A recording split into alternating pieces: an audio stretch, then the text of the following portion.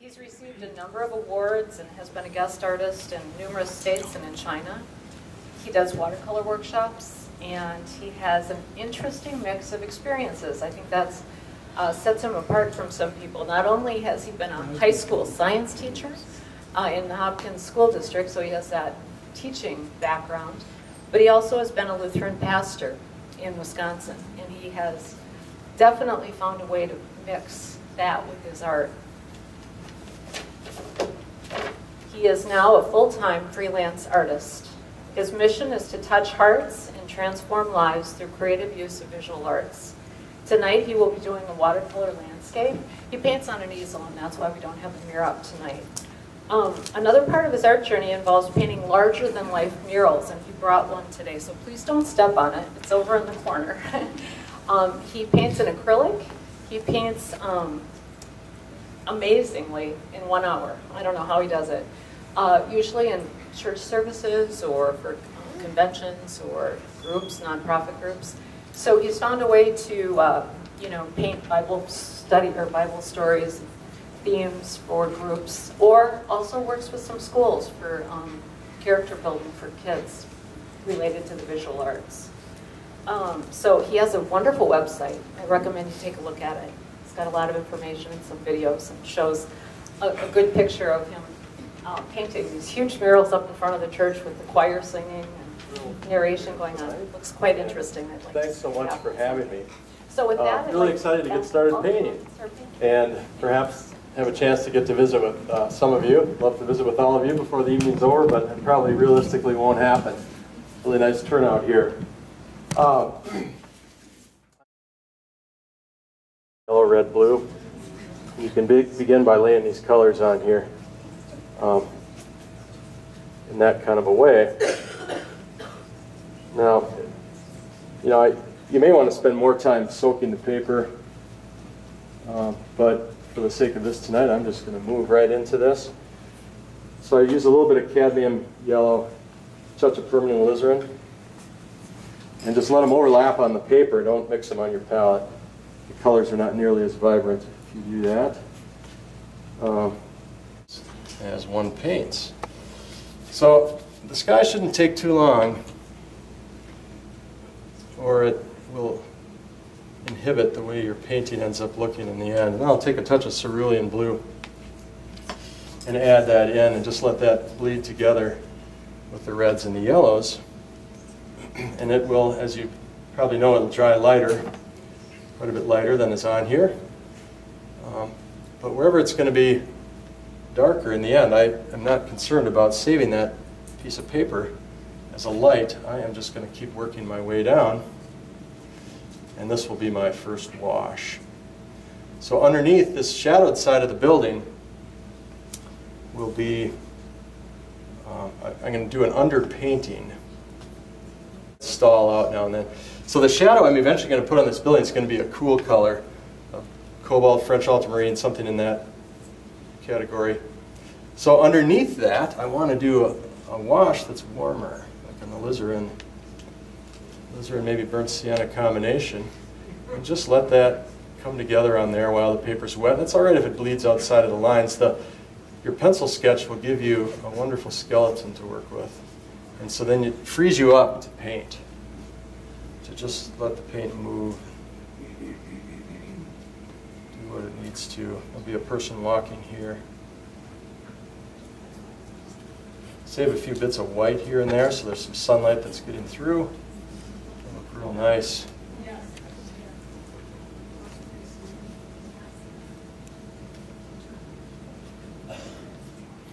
All right, so I'm trying to imagine how rough of a building this kind of light might be. Even though my push green, I'll just add a little bit of that color in there. Not worrying about it too much there, just kind of let it do its thing. All right, and these beads of moisture allow you to keep working your way down without having to feel completely rushed, which is quite nice. As we get to the road, I'm going to cool it down or gray it down a bit by adding a blue, anyway, something from the other side of your palette. We'll cut into the reds and the yellow and cause it to move toward the center of the color wheel. Keep linking all of the moist colors. You can go right through the legs of people, even through the bodies of people. There's a car here, I'll go right through that, save the windshield perhaps. There's a light area, something like that. But then when we get back to this building that's going to be lit up, what if I do a real light wash underneath? When I get to the brick later, I'm going to have a burnt sienna probably over there. But let's take quinacridone gold, raw sienna, a mix like that, and just begin by adding some of that and letting it bleed together with what's around it.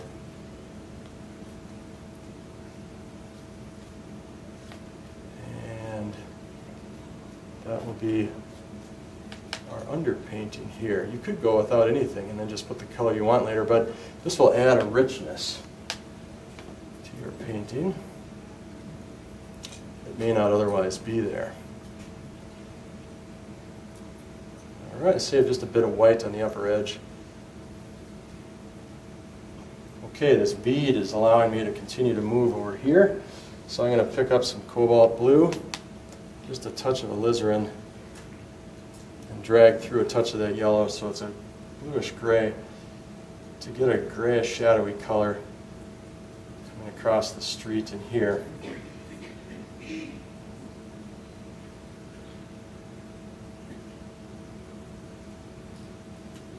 A little color on what this tree trunk will be.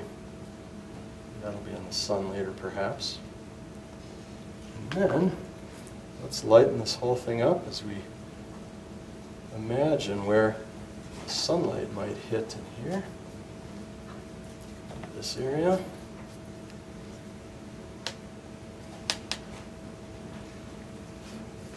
Cad yellow, raw sienna. And then I'm going to switch back with some alizarin as it comes closer. And through the real shadowed kind of a barrier along the sidewalk over here. Just put some underpainting on that. And then move it to a bluish lavender foreground. Right. And nothing lost on the first layer here, really. You're just not going for perfection. You'll never achieve it. It just won't happen. So go for enjoyment and see what we can learn, what comes out of it. And if you haven't tried squinting at a picture as you're doing it, it's a very, very helpful, useful technique. It puts distance, automatically puts distance between your eye and the painting, so you don't have to step back all the time. I'd recommend stepping back too. All right, so there's the first wash. This would be the first step. Can you see that pretty well on there? Yeah, it's coming through pretty good. Those windows, these windows here are going to have white shutters on them. The sun will be hitting this side of the building real brightly. There'll be a shadow that's going to be cast through here. And all these cars and people are going to be, for the most part, in the shadow. That's what it is. Looks like burnt sienna, raw sienna, quinacridone gold, something like that. So I mixed all three of them together and just don't worry about it too much. Set it on there, and keeping in mind where that lake shore is on the other side. About right there. Okay, and that will dry a little bit lighter. And there will be a shadow that will be cast onto those hills on the lower part, which we'll put on once it's dry. All right, so I've got that in there. And then I'm going to move to, I basically work top to bottom, farthest away to closest, and lightest to darkest simultaneously.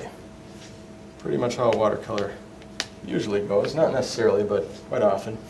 And then I have to mix up a gray. When you're in the distance, you want it to be a cooler tone, leaning toward the gray hues.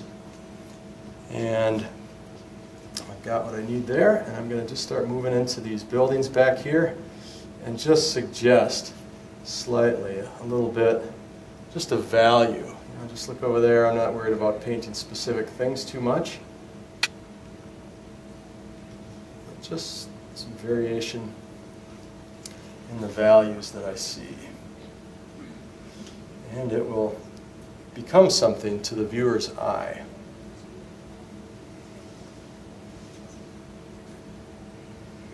All right. As I move a little closer, I'm going to add just a little more color and perhaps some warmth to it, like here on these buildings.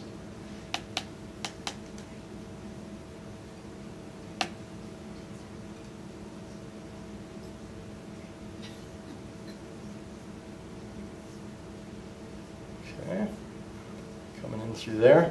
There are a couple of road signs on these poles, and I've already painted those. I went over it with the wash. Now all I have to do is go around them and not forget to go around them, which is very easy to do.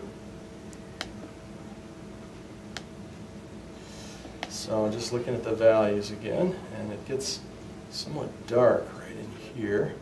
The darks will start, it's all the same color, it's not interesting. Okay, I'm going around this person that will be on the sidewalk there. But I'm going to, while that edge is wet, it's wet against wet. That's one way we could call this, one thing we could call this. I am going to begin moving into this building with some color. There we go. That. And there are these shutters and these white windows, just save some gaps there. As we go along, got some cobalt blue in there. That's something about that cobalt blue in the midst of a shadow. It has something magical to it.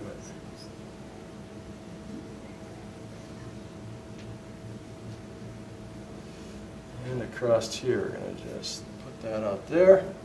Dry brush technique at the end there slightly. And then there's whatever business this is, they have a sign hanging out. So I want to go around this sign that's sticking out from the building and save that. There it is, I painted the sign. And there are windows underneath this that leads up to the door for this business. And there it is, like so.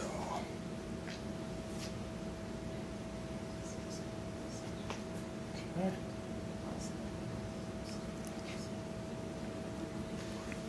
All right. If you have any questions, just feel free to ask as I'm going here.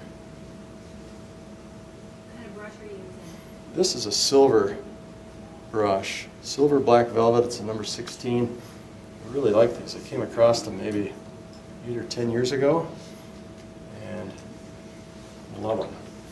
All right, while the shadows are wet, or the buildings are wet, I'm going to add the shadows, some shadows in the distance, and link them right to the buildings. I don't want there to be a separation so that edge dries. I want the wall of the building to merge right into the shadow of the road.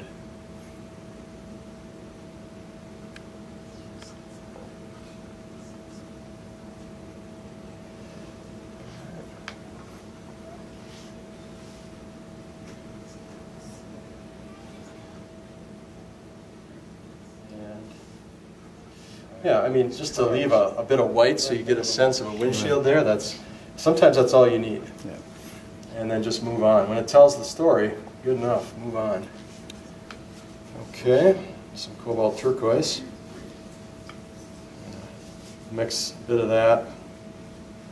Just in my eye, I see just a tinge of that, but it's grayed down, so just a touch of alizarin, a blue, a red, and a yellow, a touch of raw sienna. Cut that back. Make this rooftop right here. Let them all merge together. But we've got something still going on here. There is a defined edge between that one building and here. So I'm just going to take a brush full of water and just sort of softly link those things together. There we go. Nice. And these steps going up just suggest that we have some steps right in there. All right. And to the other side, what color should we make that house? How about a grayed down yellow? Put it in shadow. Over here, I really want the brick building to be the emphasis, the highlight of this.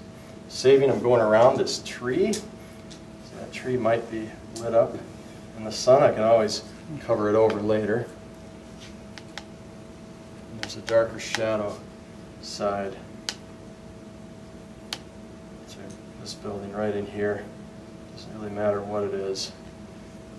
Just cover it over and continue to move along. Some snow on this roof. Like so.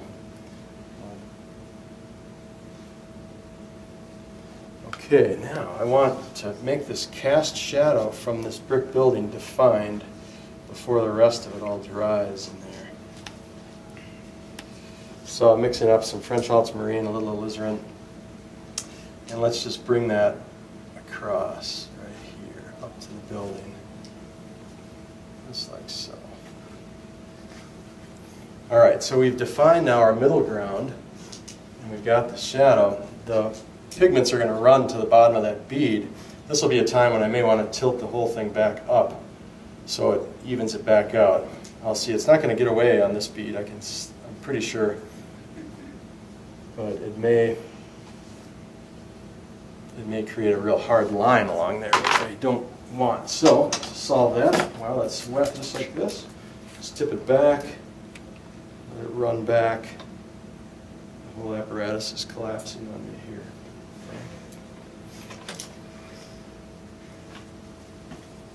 I guess you're all